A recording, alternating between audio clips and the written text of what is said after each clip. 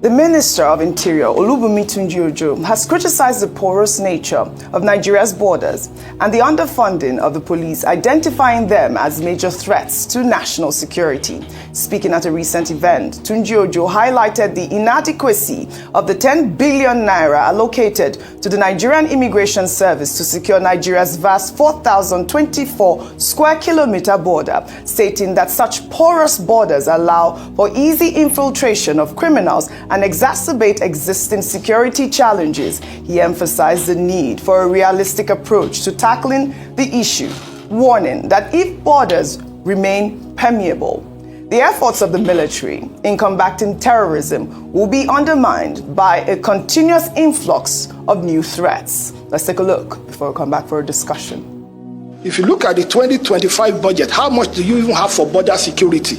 That's the truth. The whole budget of Nigerian Immigration Service is less than, it's about, the capital budget is less than 10 billion or something naira. And you want to protect 4,024 square kilometers of our border space. Are we joking?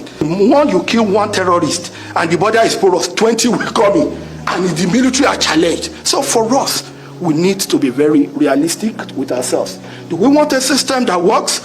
Or we just want to play to the gallery? We have some of the most brilliant people in our DSS. We have our NIA doing fantastically well. You can see the kind of leadership that the NSA is providing. But the simple truth is that when we talk about security, internal security, the first thing that comes to a Nigerian mind is the military. That is a sign of failure of our internal security agencies. Let's tell ourselves the truth. I do not see a reason why our police, for instance, should even rely on budgetary allocation. Let's call a spade a spade. Let's call a spade a spade. I think Tunji here makes a brilliant point. I mean, only recently we touched on the Benue State governor saying that, it's because of the lack of security within our borders, these people are coming, and the threats are new threats. There need to be more funding for the security of our borders. Our international correspondent, really quickly, and then... No, I think he makes an excellent point. If we are talking about the seriousness of security and insecurity in various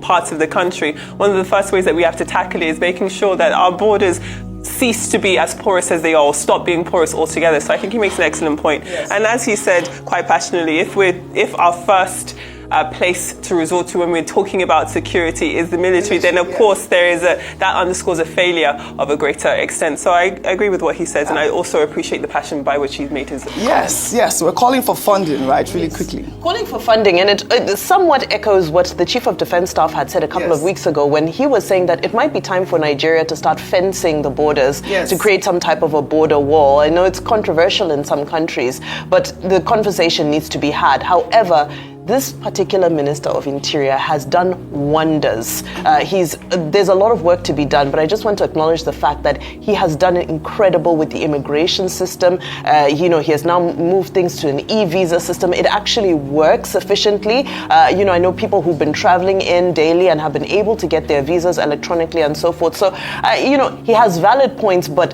there's just so much work that needs to be done, especially with regards to making sure that you have the right foreigners who are well vetted and well documented coming into Nigeria and not exceeding their stay and not perpetuating criminality in Nigeria as well. All right, fantastic. I guess kudos goes to Tunji.